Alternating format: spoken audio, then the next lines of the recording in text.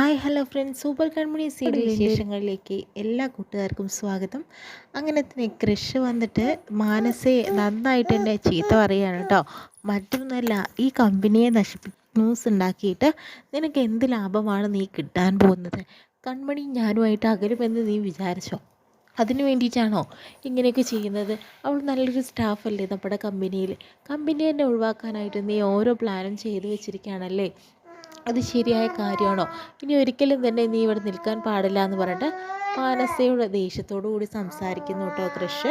അപ്പോഴത്തേനും അവളെ തല്ലാനായിട്ട് പോണ സമയത്ത് ആൻറ്റിമ്മ വന്നിട്ട് തടുക്കുകയാണ് ചെയ്യുന്നത്. നീ എന്താടാ കാണിക്കുന്നത്?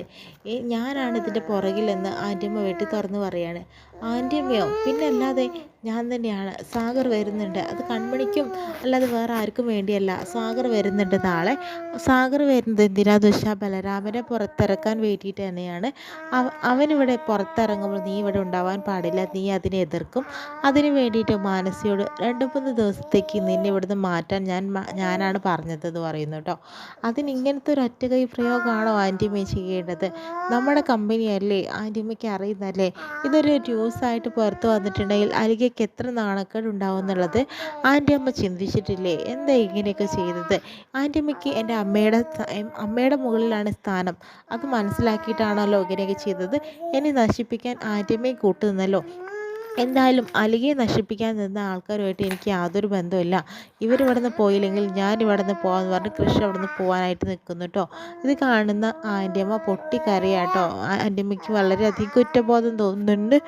അതിനുശേഷം തന്നെ പിന്നീട് നമ്മുടെ കൺമണിയുടെ വീട്ടിലാണ് കാണിക്കുന്നത് കേട്ടോ. ധനലക്ഷ്മിയോട് ചായ കുടിച്ചുകൊണ്ടിരിക്കുന്ന സമയത്ത് അമ്മായിമാരങ്ങോട്ട് വരുന്നു. ധനലക്ഷ്മി ചായ കുടിച്ചുകൊണ്ടിരിക്കുകയാണോ? ഞങ്ങൾക്ക് വേണം ചായ. മാത്രമല്ല കഴിക്കാൻ എന്തെങ്കിലും ഉണ്ടെങ്കിൽ അതും ഇങ്ങോട്ട് എടുത്തോ എന്ന് പറയുന്നു. ഓ, നിങ്ങൾക്ക് ചായയും അതുപോലെ കഴിക്കാനൊക്കെ ഉണ്ടാക്കി കൊടുക്കാനേ എന്നെ കൊണ്ട് സാധിക്കില്ല, വേണമെങ്കിൽ പോയി ഇട്ട് കുടിക്കുമെന്ന് പറയുന്നു. അതെന്താ ധനലക്ഷ്മി അങ്ങനെ പറയുന്നത്? ഇനി ഞങ്ങൾ പറയും, അത് നീ അനുസരിക്കും, അതാണ് ഇനി നിയമം എന്ന് പറയുന്നുണ്ട്. അതെപ്പോഴാണ് നിയമങ്ങളൊക്കെ മാറ്റിയത്? പിന്നല്ലാതെ കൺമണിയുടെ പേരിലാണ് ഈ വീടും സ്ഥലം. അരുണിൻ്റെ പേരിലായിരുന്നപ്പോൾ നീ കുറേ അഹങ്കാരം കാണിച്ചില്ലേ, അത് നിർത്തിക്കോ എന്ന് പറയുന്നുണ്ട്. ആ, അതാണോ കാര്യം? കൺമണിയുടെ പേരിലാണെങ്കിൽ ഇപ്പം എന്താ കുഴപ്പം? നിങ്ങൾ കൺമണിയെ വേർക്കി വിട്ടതല്ല, അവളോട് ദേഷ്യപ്പെട്ട് സംസാരിച്ച ഒരാളല്ലേ. ആ വകയൊക്കെ അവൾക്കും ഉണ്ടാവുമല്ലോ. അതുകൊണ്ട് നിങ്ങളുടെ കാര്യത്തിൽ വലിയ താമസമൊന്നുമില്ല, അവൾ ഇവിടുന്ന് പുറത്താക്കും. പക്ഷെ പിന്നെ എൻ്റെ കാര്യം ഓർത്ത് നിങ്ങൾ പേടിക്കേണ്ട. എൻ്റെ വീട്ടിൽ പോയാലും എനിക്ക് ജീവിക്കാൻ സാധിക്കും. മനോജേട്ടൻ്റെ അടുത്തേക്ക് ഞാനും പോവും, മോനും പോവും എന്ന് പറയുന്നു. നിങ്ങൾ തന്നെയാവും വഴിയാധാരമായി പോകുന്നത് എന്നൊക്കെ ധനലക്ഷ്മി അമ്മായിമാരോടായിട്ട് പറയുന്നു കേട്ടോ. അപ്പോൾ അമ്മായിമാർക്കും ടെൻഷനായിട്ടുണ്ട്. ഇനി എന്താ ചെയ്യേണ്ടത്? ഇനിയിപ്പോൾ നമ്മൾ ആദ്യം മുതലേ കൺമണിയുടെ കൂടെ നിന്നാൽ മതിയായിരുന്നു. അതിനിടയ്ക്ക് നമ്മൾ വരുണിൻ്റെ കൂടെയും ധനലക്ഷ്മിയുടെ കൂടെയൊക്കെ കൂടി. അതാണ് ഇപ്പോൾ ഇങ്ങനെ ഒരു ടെൻഷൻ വരാൻ കാരണം എന്നൊക്കെ പറയുന്നുണ്ട് കേട്ടോ. പിന്നീട് ദേവ്ജിയാണ് കാണിക്കുന്നത്. ദേവ്ജി ആണെങ്കിലോ സാഗർ വരുന്ന അനുസരിച്ച് തന്നെ എല്ലാ കാര്യങ്ങളും പ്ലാൻ ചെയ്യാൻ തീരുമാനിച്ചിരിക്കുന്നു. ആ സമയത്ത് ക്രഷ് ആണെങ്കിലോ വീട്ടിൽ നിന്ന് തെറ്റി വന്നിരിക്കുക കേട്ടോ ചെയ്യുന്നത്. അങ്ങനെ എന്താ ക്രഷ് എടുത്തു ചാടിയിട്ട് ഓരോ തീരുമാനം എടുക്കേണ്ട, നിന്നോട് ആദ്യമേ ഞങ്ങൾ പറഞ്ഞിട്ടുള്ളതല്ലേ എന്ന് പറയുന്നു. പിന്നെ എന്താ ദേവ് സാർ കാണിക്കേണ്ടത്? നമ്മുടെ കമ്പനി നശിപ്പിക്കാൻ ശ്രമിച്ച അവളെ പിന്നെ എങ്ങനെ വെറുതെ വിടണോ എന്ന് പറയുന്നു. കൺമണി പിന്നീട് പറയുന്നുണ്ട്, ഇതിനെല്ലാം കാരണം ഞാനല്ലേ സാർ എന്ന് പറയുന്നു. കൺമണി എന്താ ഈ പറയുന്നത്? നീ എന്ത് കാരണമായി എന്നുള്ളതാണ്. നീ ബോൾഡായിട്ട് നിൽക്കുകയായിരിക്കട്ടോ നിനക്ക് നല്ലത്. അല്ലാതെ ഇങ്ങനെ പേടിച്ച് വരച്ച് നിൽക്കേണ്ട ഒരു ആവശ്യമില്ല. കാരണം അവരാണ് തെറ്റ് ചെയ്തത്. നീ എന്ത് ചെയ്തു? അതിനുള്ള ശിക്ഷയാണ് ഞാൻ അവർക്ക് കൊടുത്തതെന്ന് പറയുന്നു. കൃഷ്ണ, നീ എന്താ ഈ പറയുന്നതെന്ന് ദേവജി പറയുന്നുണ്ട്. നീ സൗമ്യമായി സംസാരിച്ചേ പറ്റൂ. ഈ അവസരം നമ്മൾ നല്ല രീതിക്ക് തന്നെ മുന്നോട്ട് കൊണ്ടേ പറ്റുള്ളൂ എന്നൊക്കെ പറയുന്നുണ്ട്. നീ കൺമണിയോട് ദേഷ്യപ്പെടേണ്ട ആവശ്യമൊന്നുമില്ല എന്ന് പറയുന്നു കേട്ടോ.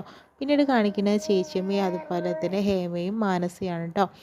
കൺമണിയുടെ അടുത്തേക്കായിരിക്കും അവൻ പോയിട്ടുണ്ടാവുക ഇന്ന് രാത്രി. കാരണം ഇവളിപ്പോൾ ദേവ്ജിയുടെ വീട്ടിലാണ് താമസം. അവനും അവിടെ തന്നെയായിരിക്കും. എന്തൊരു കഷ്ടം. അവളെ വിടാൻ താല്പര്യമില്ലെങ്കിൽ കൃഷ് അവളുടെ കൂടെ പോയിക്കോട്ടെ, എന്നെ ബുദ്ധിമുട്ടിക്കേണ്ട എന്ന് പറയുന്നു കേട്ടോ ആൻറ്റിയമ്മയോട്. അങ്ങനെ ഹേമ പറയുന്നുണ്ട്, ചേച്ചിയമ്മ ഇത് ശരിയാവില്ല.